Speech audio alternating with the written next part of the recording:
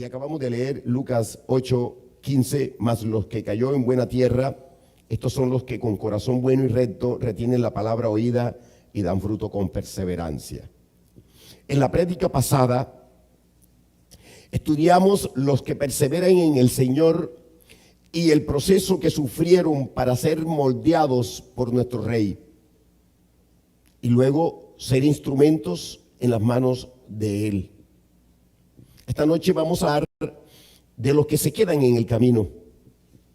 Y ciertamente, hermanos, el Señor llama a todos, absolutamente todos, para salvación. Y algunos la reciben, hermanos, y algunos dan fruto. Estos son los que perseveran, ciertamente. Pero hay otros que son llamados y no aceptan la salvación en sus corazones. Rechazan la gracia, rechazan el amor de la verdad para ser salvos. Este es el caso de la generación de judíos, hermanos. Yo quiero dar este ejemplo, que escuchó la predicación del Señor Jesucristo, la generación de judíos, pero la rechazaron. Y mira lo que dijeron ellos en sus corazones, que por Belcebú el Señor Jesucristo echaba fuera demonios. Hermanos, los que son llamados tienen todas las oportunidades, dice la palabra, de arrepentirse, pero deciden no hacerlo. Y hay un tercer grupo de personas, y es del que voy a hablar en esta noche, y es los que son llamados y reciben, pero no perseveran, y se quedan en el camino. Muchos tuvieron oportunidad de servir en la obra regia, en la obra poderosa del Señor, pero deciden dejarla. Aún después tienen la oportunidad tremenda de arrepentirse, pero no lo hacen y terminan pereciéndose y yéndose al infierno. Yo quiero dar algunos ejemplos en el Antiguo Testamento y también quiero dar ejemplos del Nuevo Testamento. Así pues que vamos a revisar y vamos a mirar en el primer punto el Antiguo Testamento. Quiero hablar de Coré, de Datán y de Abirán. Estos tres personajes se rebelaron contra la autoridad de Moisés. Ellos fueron sacados de Egipto con todo Israel, dice la palabra. Vieron las maravillas que el Señor, ¿verdad?, en los juicios de las plagas contra Faraón y Egipto, participaron de la Pascua, aquella noche de la muerte de los primogénitos, y pudieron, dice la palabra, ser testigos de cómo Dios guardó incólume a Israel. Aleluya. Ellos fueron testigos de cómo Dios respaldaba el liderazgo, respaldaba al siervo Moisés, y que todo lo que había dicho a través del siervo se había cumplido. Pero yo quiero decirte en esta noche que estos tres personajes, Coré, Datán y Abirán, cruzaron el Mar Rojo. Estremécete con esto. Cruzaron el Mar Rojo. Tremenda maravilla.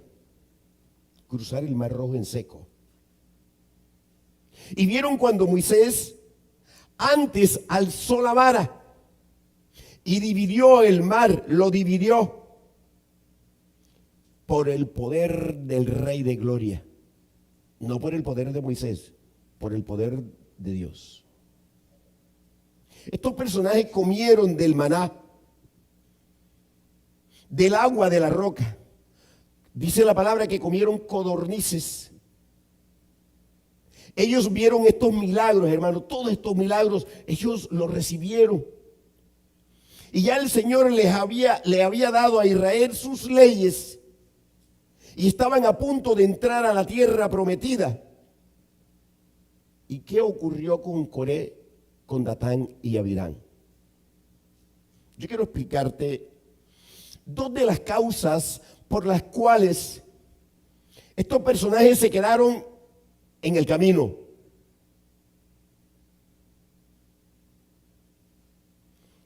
Fueron sepultados en el desierto. Dice la palabra que descendieron vivos al infierno. Y la primera causa tiene que ver con sus corazones rebeldes y altivos, soberbios, codiciosos de poder, que no renunciaron a sus propios anhelos, a sus propios deseos.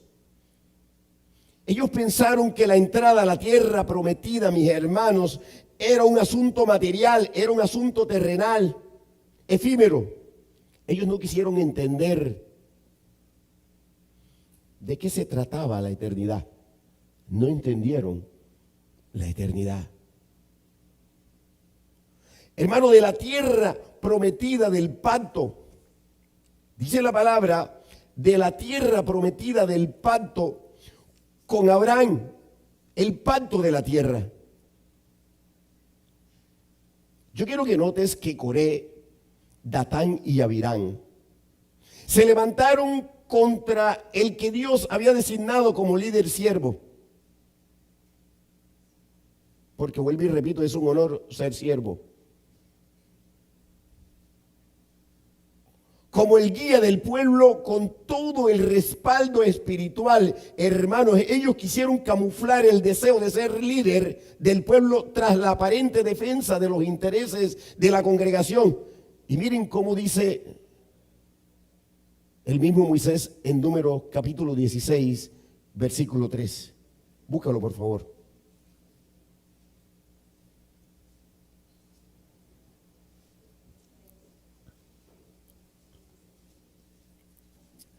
Números 16, 3 dice: y se juntaron contra Moisés y Aarón y les dijeron: basta ya de vosotros, porque toda la congregación, todos ellos son santos, y en medio de ellos está Jehová. ¿Por qué pues os levantáis vosotros sobre la congregación de Jehová?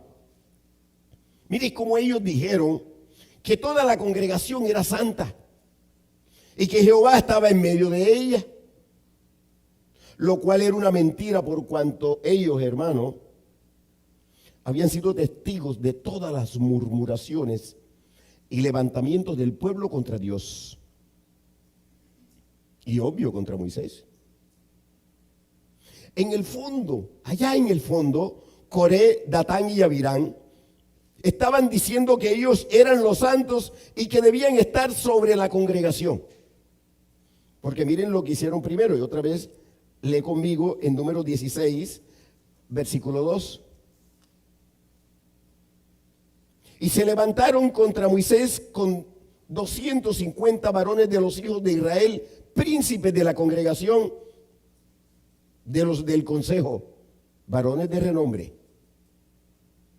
Ellos estaban sobre la congregación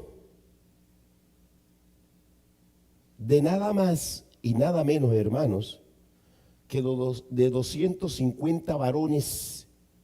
Y no eran cualesquiera varones, sino los príncipes de la congregación, dice la palabra. Y estos príncipes eran los jefes de la casa de sus padres, es decir, varones de cabeza de tribu.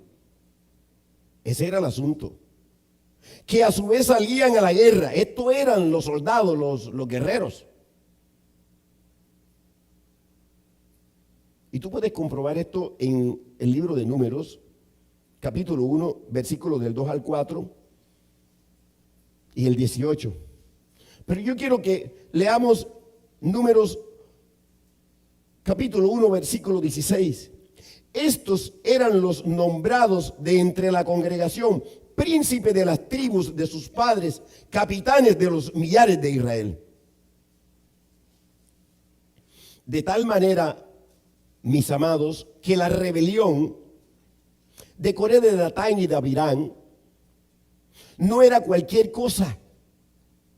Ellos realmente habían levantado contra Moisés a los príncipes, a los varones de guerra, capitanes de sus casas, Por tanto, el objetivo era levantar a todo Israel contra el líder, contra Moisés. Hermano, contra Dios, contra los planes del Señor. Ese era el objetivo de estos tres varones. Y yo quiero que note que en el capítulo 1 de Números se habla del censo. Justamente, hermano, cada varón, es decir, de cada varón de guerra, arriba de los 20 años, y de los príncipes, capitanes, jefe de casa, de tribu. Y este censo tenía como objetivo contar a los varones de guerra para poder entrar a la tierra prometida. Por cuanto, y era obvio que se debían de librar ciertas batallas. Y mire para qué propósito iba Satanás a usar el censo. Los principales, los jefes y las casas y familias lideradas por estos, los quería usar para la rebelión. Ahora yo quiero que notes también que Coré no solo fue llamado para entrar a la tierra prometida, sino que Dios le había dado parte en el servicio de la obra, para ministrar en el servicio del tabernáculo. Pero Coré codició el sacerdocio. Números 16, 8, por favor, lo buscas y lo leemos todos.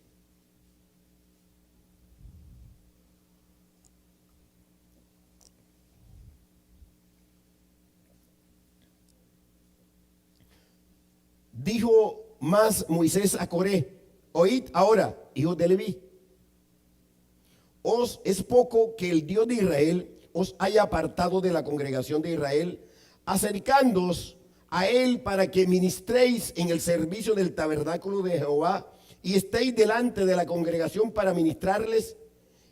¿Y qué te hizo acercar a ti y a todos tus hermanos, los hijos de Leví, contigo? ¿Procuráis también el sacerdocio? Ahora yo quiero que tú notes que Datán y Abirán tuvieron la oportunidad de arrepentirse, pero no lo hicieron, no lo quisieron hacer, sino que insistieron en su rebeldía, insistieron en su altivez, en su realidad, en su anhelo por el pecado, en la murmuración, en la codicia, en su materialismo. ¿Qué dice Números 16, 12? Búscalo, por favor.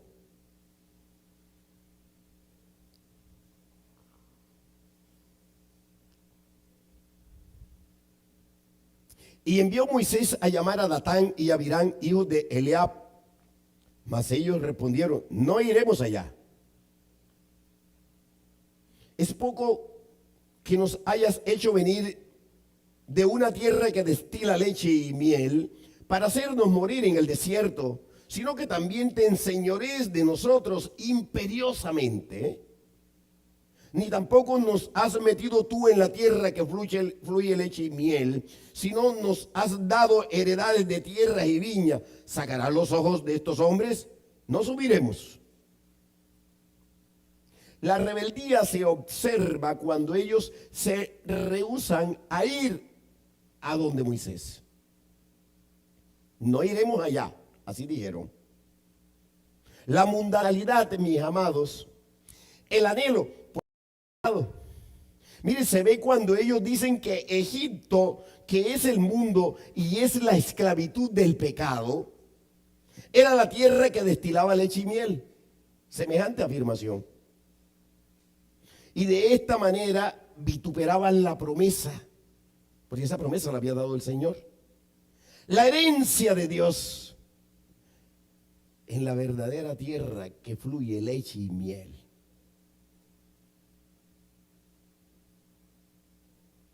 Aleluya. Observe usted que la altivez, la murmuración, la codicia, el materialismo de Coré, de Datán y Abirán, se muestra cuando ellos dijeron a Moisés que él se enseñoreaba de ellos. imperiosamente y dijeron, no vamos a subir.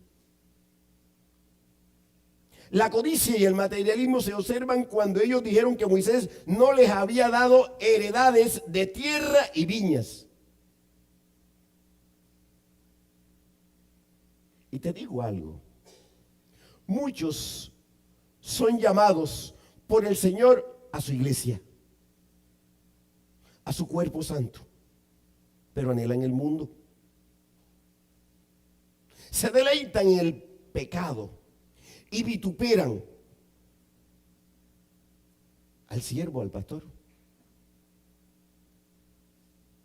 al siervo que predica y guía de la grey. ¿Por qué? Porque predica de la Nueva Jerusalén, de la tierra prometida, de la tierra que fluye leche y miel. Y se quejan porque se les predica que no se aferren a este mundo, que no se atornillen a este mundo, que no se atornillen a Egipto. No hay nada que nos pueda ofrecer Egipto. ¿Cuántos dijeron amén? De que no participen del pecado del mundo, de que no sean copecadores, de que no patrocinen el pecado.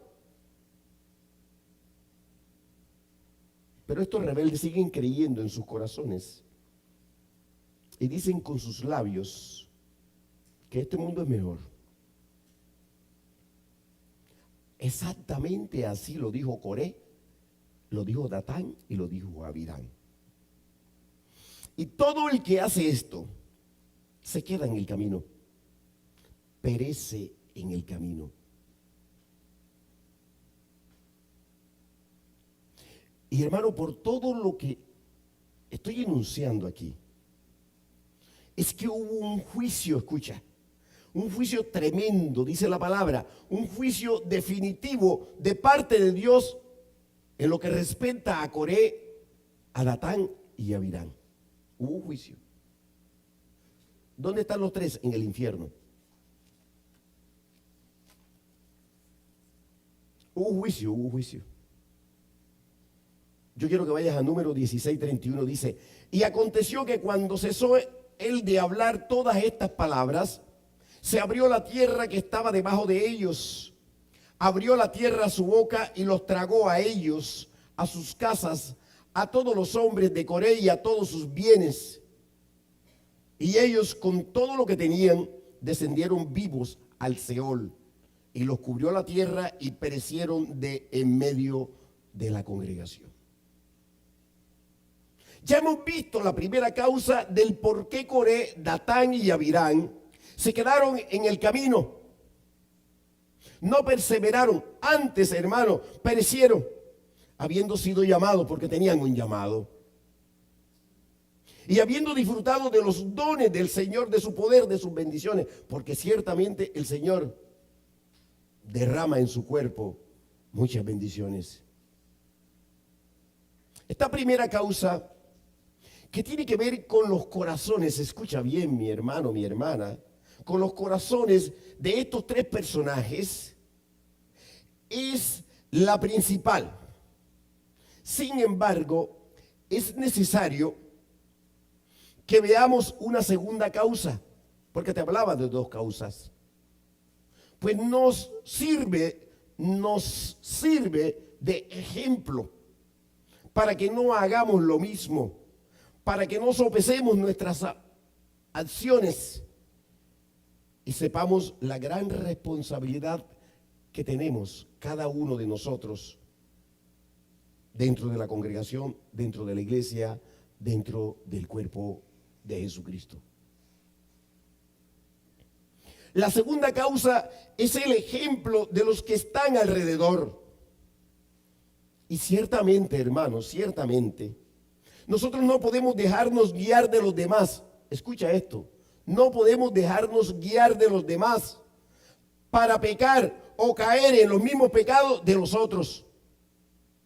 Pero Satanás aprovecha de esto para extender el pecado, para extender las raíces de amargura, como dice la Escritura en Hebreos 12:15. Mirad bien, no sea que alguno deje de alcanzar la gracia de Dios, es decir, la salvación. Que brotando alguna raíz de amargura os estorbe y por ella muchos sean contaminados. Yo quiero que tú observes que el autor de Hebreos se refiere a lo que pasó con el pueblo de Israel y específicamente con Moisés, el siervo. Y cuando dice que algunos dejan de alcanzar la gracia de Dios, se refiere a los que quedan en el camino, como los que perecieron en el desierto. En la primera causa, si tú me estás siguiendo, vimos cómo Coré, Datán y Abirán se contaminaron con sus raíces de amargura, contaminaron también a los príncipes, al pueblo. Pero yo quiero que recuerdes que antes de este evento, de la rebelión, ya habían acontecido otros acontecimientos de rebeldía. Porque mírate tú que Satanás no se queda quieto nunca. Yo quiero que recordemos que él anda como león rugiente buscando a quien devorar. Y quiero detenerme en esta segunda causa, porque en esta iglesia han acontecido eventos de rebeldía que han terminado en dos efectos. Quiero que escuche, quiero que tomen nota. Uno, muchos se han ido de la iglesia. ¿Y a dónde han ido? Allá siguen iguales o peores para donde se fueron. Con las mismas concupiscencias del corazón y con las cadenas más fuertes, con mayor esclavitud.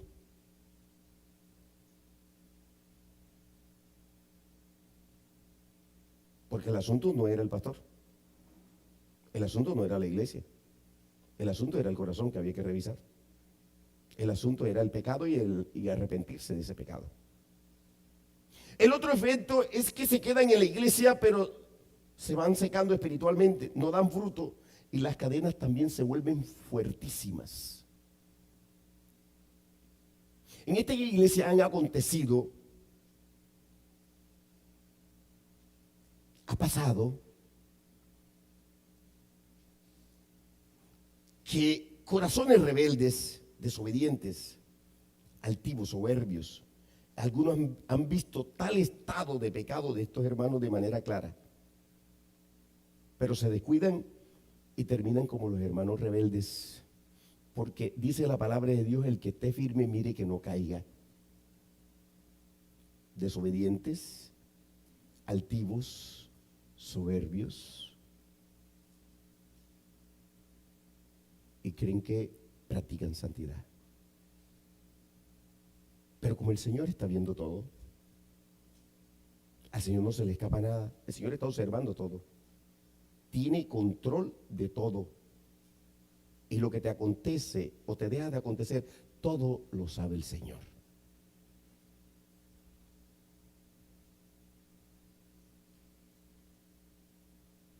Ciertamente, esto lo dice la palabra, hermano.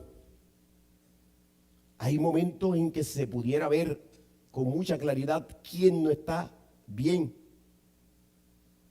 Pero nos cuesta más trabajo darnos cuenta cómo estamos nosotros. Dice la palabra, porque ciertamente acabamos de leer en Hebreos 12, que las raíces de amargura se extienden y el que piensa estar firme, mire que no caiga. Y dice el Señor en esta noche que hay que estar apercibido. Hermano, hermana, apercibido, diligente,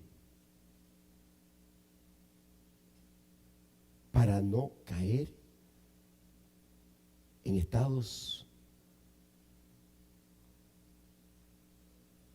terribles. Y si alguien que estaba bien ahora ha sido contaminado, lo que debe de hacer es una sola cosa: arrepentirse.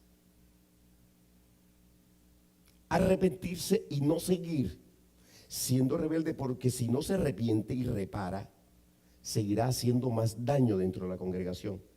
Digo que más daño y te voy a decir por qué.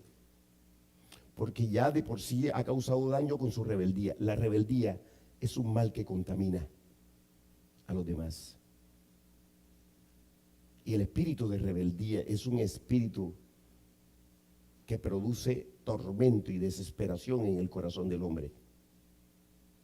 Antes de que Coré, Datán y Abirán orquestaran su rebelión, hubo otro brote de este terrible pecado. Yo quiero que recordemos que ya la congregación de Israel estaba lista para salir del Sinaí. Yo quiero que este escenario lo recuerden. Estaban listos los príncipes, estaban listos los guerreros, los levitas, todo lo del servicio estaba listo. Y justo, hermano, cuando salieron de Sinaí, Israel se rebeló en murmuración. Dice la palabra de Dios que se rebeló. Y aquí empezó a trabajar el diablo y los corazones rebeldes. Yo quiero que miren exactamente en la escena que les estoy contando lo que significa la contaminación. Los extranjeros empezaron a codiciar la comida de Egipto. Es decir, empezaron a codiciar el mundo. No hay cosa más terrible que le pueda pasar a un hijo de Dios que después de ser santificado y estar en un proceso de santificación, empieza a codiciar el mundo. Le parezca bien el mundo, le parezca agradable el mundo y anhele el mundo.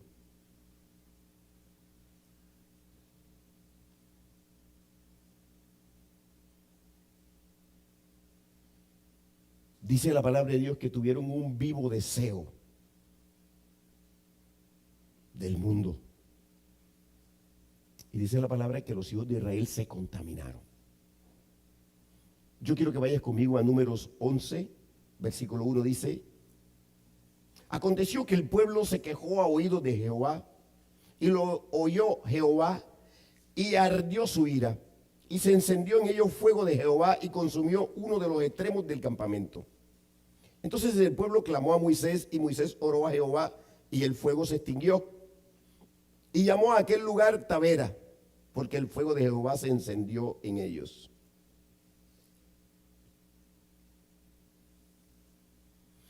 Y la gente extranjera que se mezcló con ellos tuvo un vivo deseo. Y los hijos de Israel también volvieron a llorar y dijeron: ¿quién nos diera a comer carne? Nos acordamos del pescado que comíamos en Egipto de balde, de los pepinos, de los melones, de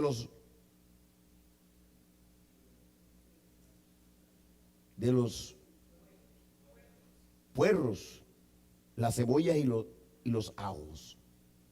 Y ahora nuestra alma se seca, pues nada sino este maná ven nuestros ojos. Tremendo espíritu de inconformidad. Espíritu de inconformidad. Yo quiero decirte, pueblo, esto esta noche. Lo que tú tienes, te lo ha dado el Señor. Y debes de tener conformidad con lo que el Señor te ha dado.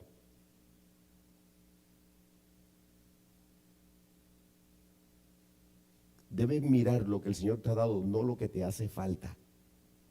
Lo que te hace falta no te va a hacer feliz si no tienes paz. Pastor, ¿está incitando a que vivamos en la pobreza? No. Nosotros tenemos que dar gracias al Señor todos los días por sus misericordias. Porque si amanecemos es porque a Él le place.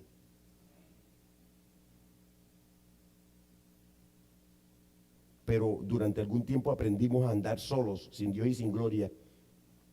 Y el hombre viejo viene y arrecia y nos dice: tú puedes solo, anda, hágale, vaya.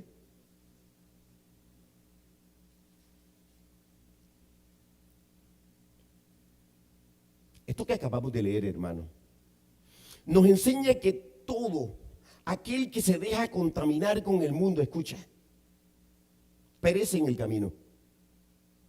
El mundo es demasiado seductor, no lo menosprecies. Satanás es demasiado tentador, no lo menosprecies. Y el hombre viejo es esclavizante, no lo menosprecies.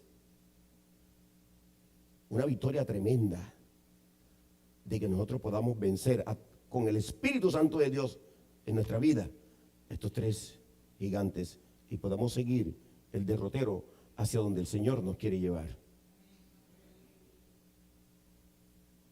Será una victoria, será un grito de júbilo impresionante. Se estremecerá el universo, hermano, cuando pasemos por la puerta que tenemos que pasar de la Nueva Jerusalén. Usted no crea que es cualquier guerra la que tenemos. No es una guerrerita, no es una guerrita. Es una guerraza la que tenemos. Y usted tiene que estar consciente como hijo de Dios. Usted nació de nuevo y el hombre viejo no puede seguirle dando órdenes a usted. Porque se nos levanta el hombre viejo con una facilidad tan impresionante y quedamos escuálidos, quedamos desnudos y los demás nos ven y dicen, ¿y este qué? No es hijo de Dios.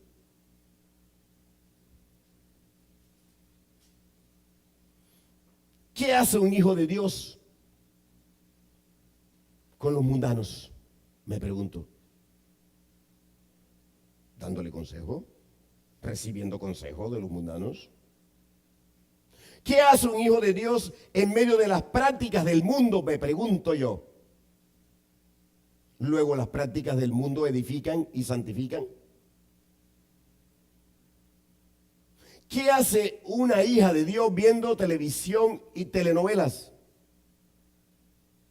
Me pregunto. ¿Qué hace perdiendo el tiempo en cosas que no edifican? Me pregunto.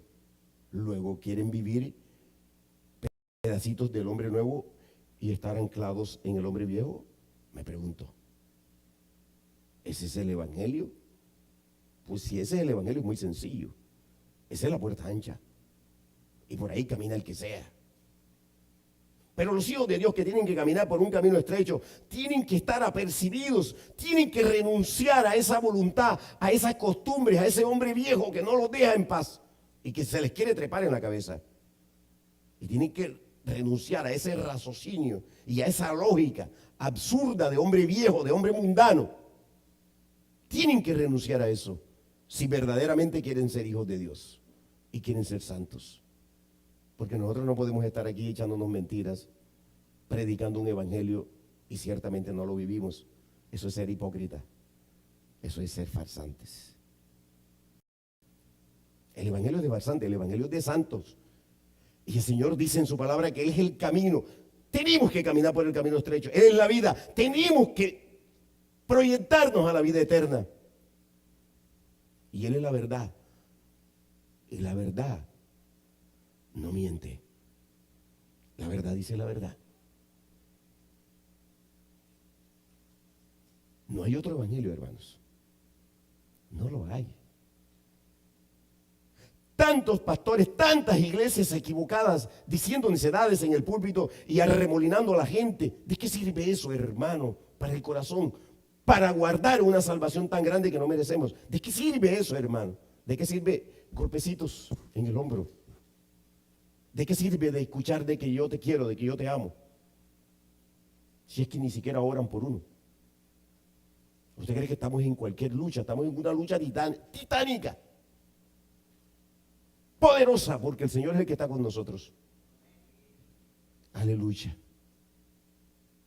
Es tan difícil, hermano, que las iglesias entiendan esto. Un evangelio tan acomodado, un evangelio tan mediocre, tan terrible, dan ganas de salir corriendo. Definitivamente tenemos que aterrizar a una realidad espiritual. Estamos en un mundo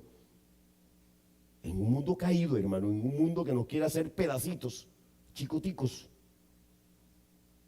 Pero el Señor está con nosotros. Nos hizo nuevos, hermano.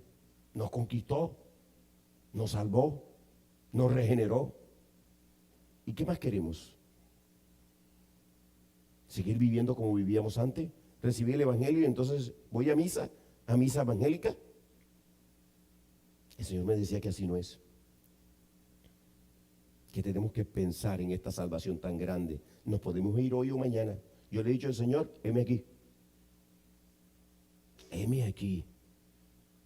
Durante algún tiempo tuve temor de morirme. Ahora no tengo ni pizca de miedo de morirme.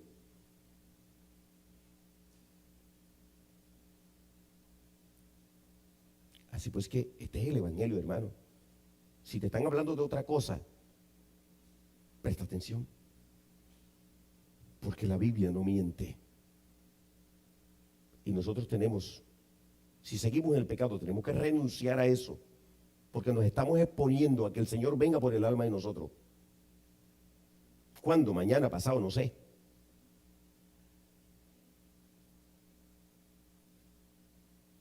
La edad no determina que estemos cerca de partir.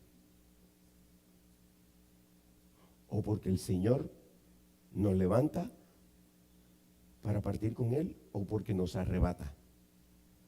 Pero no hay sino esas dos opciones. Y tú no puedes estar a espalda de eso. No podemos estar a espalda de eso.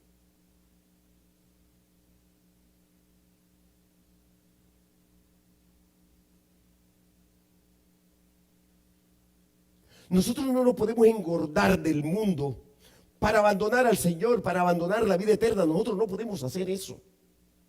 Abandonar la herencia de los cielos. Nosotros no podemos renunciar a la herencia que es nuestra. Hay una promesa, hermano. Ya está en nuestra vida. Imposible renunciar a ella. Desechar la entrada a la ciudad que el Señor ha edificado para nosotros. A no ser que tú creas que esto es un mito. Hermano, no hay tal mito. Tú has visto los demonios aquí. Tú has visto la administración. Tú has visto el Espíritu Santo de Dios moverse. El Espíritu Santo de Dios es real. Dios es real. ¿Cómo podemos ignorar nosotros eso? ¿Qué clase de obra es cambiar lo eterno, hermano, y glorioso de la casa del Señor por la inmundicia de este mundo, por lo efímero, por lo que pasa? Hoy es, mañana no es. ¿Cómo podemos hacer ese cambio? Yo te pregunto. ¿Tú realmente tienes una relación con el Señor? ¿Tú has experimentado al Señor en el corazón, en el espíritu? ¿Tú lo has sentido? Si tú lo has sentido, tú no puedes renunciar a las promesas del Señor. Tú no puedes dejar de creer que esta palabra es verdad. Esta palabra es verdad. Lo creas o no lo creas, es verdad. Tú no puedes andar por ahí por el mundo sin pena ni gloria, creyendo que tú haces lo que se te antoja. Hay un propósito santo en lo que respecta a ti, en lo que el Señor ha querido para ti y para mí. Y mírate que un segundo evento que ocurrió previamente a esa rebelión de Coré, de Datán y Abirán, fue la de Moisés y Aarón. Acuérdate. Hermano, esto es lo que cotidianamente nosotros podemos señalar como el colmo de los colmos. Miren cómo actúa Satanás. No solo levantó a la congregación contra Moisés, contra el líder, ¿verdad? Y contra el Señor principalmente, sino que usó a los siervos líderes. Mira, los usó. Los que estaban al lado de Moisés, los que eran visibles en ser ayudas idóneas. Estoy hablando de María y Aarón. Sucumbieron antes las viejas áreas, ante el viejo hombre, ante la vieja naturaleza, ante la altivez, ante el deseo de poder, ante el orgullo, ante el celo, ante la envidia, sucumbieron. Hermano, el poder atormenta a los hombres, no los deja en paz. Todo el que se pone a que haya influencia de poder pierde los estribos. Hay que pedirle al Señor que eso no nos toque. ¿Cuántos dijeron amén? Mira cómo dice Números 12:1. María y Aarón hablaron contra Moisés a causa de la mujer cusita que había tomado, porque él había tomado mujer cusita. Y dijeron, ¿solamente por Moisés ha hablado Jehová? ¿No ha hablado también por nosotros? Y los oyó Jehová, porque él todo lo oye, todo lo ve, todo lo escudriña. Yo quiero que note, hermano, que Aarón y María usaron un pretexto para camuflarse, para ocultar lo que estaba en su corazón. Y era el deseo de empoderarse, de mostrar que eran profetas. que Dios los usaba, que Dios hablaba a través de ellos. ¿Y qué importancia tiene que alguien sea profeta? Si la profecía segura está aquí en la Biblia, ¿eso te hará mejor que seas profeta? Tremenda responsabilidad, ¿y quién la quiere? ¿Te hará mejor que seas pastor? Eso no te va a hacer mejor. El Señor quita y pone reyes. Y si un pastor no quiere, pone a otro. Nadie es indispensable en la obra del Señor. La salvación es única y exclusivamente del Señor, no es de hombres. Y nosotros dependemos del Señor. El día que descubras que tú dependes totalmente del Señor, tendrás paz. ¿Tendrás paz? Porque de lo contrario, crees que tú mismo eres el que te fraguas tu destino.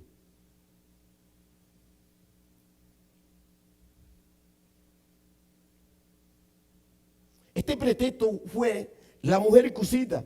Miren cómo en el versículo 2, hermano, Aarón y María dijeron que Dios había hablado también por la boca de ellos. Ese es el argumento. Aquí está la altivez, el orgullo, la soberbia, la vanagloria, la vanidad, lo cual se oponía claramente al carácter de Moisés, que era un hombre manso, quien en medio de su corazón aguerrido, hermano, lleno de autoridad, de fuego del Señor, hermano, tenía un corazón humilde. Números 12:3 dice, y aquel varón era muy manso, más que todos los hombres que había sobre la tierra. Aquí la palabra manso es humilde, es decir, que no se vanagloriaba de nada, que no hacía alarde de nada.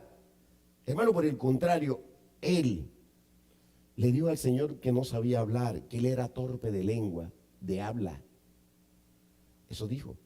Satanás contamina a los que se dejan contaminar y agarra a los siervos, a los que sirven, porque estos no quieren ceder áreas.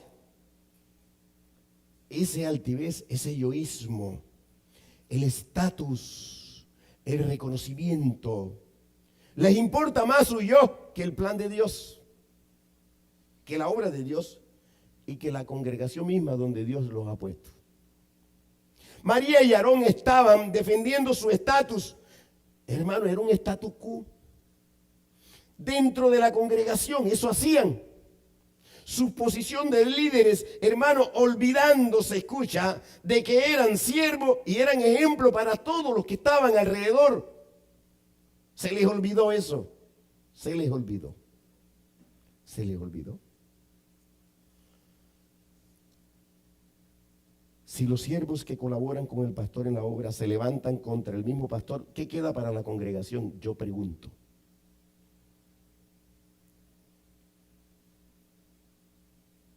Todo esto me lo ha estado hablando el Señor durante estos 2 meses. Y esta era la obra perversa que el diablo quería hacer en Israel. Usando a María, usando a Aarón, yo me pregunto, ¿se le olvidó a María, se le olvidó a Aarón el plan de Dios, la obra de Dios, que es más importante que nuestro yoísmo? ¿Acaso nuestro yo está por encima de la obra de Dios? Se le olvidó que el asunto era de salvación, de vida eterna y no de poder, de empoderarse, de mostrarse como el espiritual, como el que debía ser o era usado por Dios. ¿No pensó María y Aarón en eso? Y por esta rebeldía que estaba contaminando, hermano, como raíz de amargura a la congregación, es que Dios mandó juicio de disciplina sobre María. Yo quiero que leas conmigo, Números 12:17. No así a mi siervo Moisés, que es fiel en toda mi casa. Cara a cara hablaré con él y claramente y no por figuras, y verá la apariencia de Jehová, porque pues no tuvisteis temor de hablar contra mi siervo Moisés. Entonces la ira de Jehová se encendió contra ellos y se fue, y la nube se apartó del tabernáculo, y he aquí que María estaba leprosa como la nieve, y miró a Aarón, a María, y he aquí que estaba leprosa. Y dijo Aarón a Moisés: ah, Señor mío, No pongas ahora sobre nosotros este pecado, porque locamente hemos actuado y hemos pecado. No quede ella ahora como el que nace muerto, que al salir del vientre de su madre tiene ya medio consumida su carne. Entonces Moisés clamó a Jehová diciendo: te ruego, Dios, que la sanes ahora. Respondió Jehová a Moisés: pues si su padre hubiera escupido en su rostro, ¿no se avergonzaría por 7 días? Sea echada fuera del campamento por 7 días y después volverá a la congregación. Así María fue echada del campamento 7 días. Y el pueblo no pasó adelante hasta que se reunió María con ellos. Después el pueblo partió de Haserot y acamparon en el desierto de Parán. Ciertamente, hermano, Aarón vio lo que Dios hizo con María, con su hermana, y tuvo temor. Dice la palabra de Dios que se arrepintió. María también se arrepintió, ¿sabe? Porque después de haber sido apartada del campamento, ella fue restaurada. Lo importante es que cuando uno peca, se arrepienta y uno sea restaurado y uno repare. Alabado sea el Señor. ¿Cuántos dijeron amén? Pero tristemente, después de este evento, hermano, este evento de rebeldía, la palabra nos cuenta la incredulidad. La palabra nos cuenta la rebeldía de los 10 espías que fueron a reconocer la tierra prometida. Quiero que te acuerdes de esa escena. Y dice la palabra que solo 2 espías, Caleb y Josué, fueron obedientes. No se dejaron contaminar de la murmuración. Luego está el evento de la rebelión de Coré, de Datán y de Abirán. Y quiero terminar con esto. Yo creo, mis amados, mis amadas, que todos estos eventos de rebeldía, estos que he anunciado anteriormente, prepararon el camino para las otras rebeldías, las otras rebeliones. Y yo te pregunto, ¿has meditado sobre el daño que te causa a ti mismo cuando eres rebelde? Porque no solamente le hace daño a los demás, te hace daño tú primero. Cuando eres murmurador, cuando eres altivo, cuando eres soberbio, cuando eres incrédulo, sabiendo que sin santidad nadie verá al Señor. ¿Has meditado si sirves en la iglesia y te dejas contaminar como Aarón y María? El daño que puedes causar a los demás cuando no das un testimonio fidedigno de que Cristo perfectamente habita en ti. La misericordia entonces, mi hermano, mi hermana del Señor, es grande, porque mira, así como María y Aarón, el que hace esto se puede arrepentir. Esto es lo bueno. Se puede arrepentir. Pero es mejor seguir las advertencias del Señor, como dice el libro de Hebreos, para que no caigamos en semejante ejemplo de desobediencia. Hebreos 4:11 dice: procuremos pues entrar en aquel reposo, para que ninguno caiga en semejante ejemplo de desobediencia, porque la palabra de Dios es viva y eficaz, más cortante que toda espada de 2 filos, y penetras hasta partir el alma y el espíritu, las coyunturas y los tuétanos, y discierne los pensamientos y las intenciones del corazón. Alabado sea el Señor. Eso nos identifica a nosotros como Berea, este versículo. Porque ciertamente el Señor quiere que nos guardemos para Él. El Señor quiere que estemos en santidad. El Señor quiere que cuando pequemos nos arrepintamos. Y dice el versículo 13: y no hay cosa creada que no sea manifiesta en su presencia. Antes bien, todas las cosas están desnudas. Nosotros somos libros abiertos y abierta a los ojos de aquel a quien tenemos que dar cuenta, porque el Señor nadie lo engaña. Este es el evangelio de Jesucristo. Evangelio para eternidad, evangelio para salvación, evangelio para arrepentimiento, evangelio para disfrutar mientras podamos respirar y podamos alabar al Señor. Que este cuerpo de muerte, como dice el apóstol Pablo, lo pongamos a que adore al Señor. Y el cuerpo sepa que nuestro espíritu es nuevo, que no es viejo, que el Señor lo rehizo. El Señor entonces no quiere que nos quedemos en el camino y que dejemos de entrar en el reposo. El Señor nos quiere dar reposo. El Señor nos ama con amor eterno. El Señor nos cuida. El Señor nos guarda. Reconócelo, reconócelo, reconócelo. Que sin Él nada podemos hacer. Padre, yo te doy las gracias por esta palabra, Señor. Espíritu Santo de Dios, ministra. Tuyo es el poder y tuyo es la gloria, Rey. Señor, que esta palabra la guardemos en el corazón, Señor. Tú hablas a tu grey, tú enseñas a tu grey. Es tu palabra, Señor. Dice tu misma palabra que ella no se regresa vacía, que cumple el efecto para el cual tú la presentas. Aleluya. Gracias te damos, mi Rey. Porque nuestro corazón tiene que estar abierto de par en par. Y debe haber la humildad suficiente para yo recibir, Señor. No importa, dime lo que me tengas que decir, Señor. Yo quiero recibir de ti. Yo necesito de ti. Yo soy de ti. Yo te pertenezco. Tú eres mío. Yo soy tuyo. Gracias, Rey, por esta esperanza tan grande, Señor. Esperanza de salvación. Hermano, no hay trueque. Frente a la salvación no hay trueque, hermano. Lo único es arrepentirse. Lo único es humillarse. No hay trueques. No la podemos cambiar por algo, por nada material, por nada, hermano. Es dada sin merecimiento. ¿Por qué tendríamos que despreciarla? ¿Cuál es la razón? Gracias, Señor, porque ciertamente tú eres un Dios que todos los días, cuando el sol se levanta, tú abres las misericordias. Son nuevas cada mañana. Yo te pido en esta hora, Señor, que mi corazón esté dispuesto a humillarse delante de ti. Es tiempo de humillación, me decía el Señor. Es tiempo de humillación.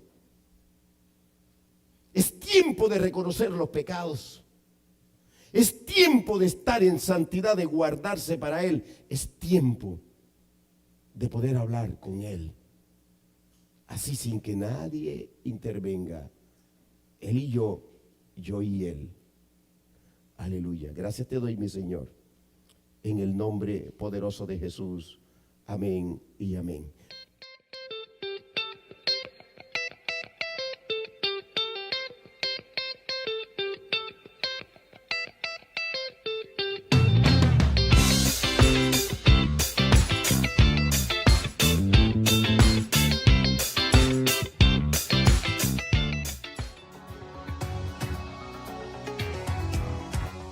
Si te encuentras en la ciudad de Barranquilla, te invitamos a nuestra sede en el barrio Ciudad Jardín, calle 79B, número 42, 191.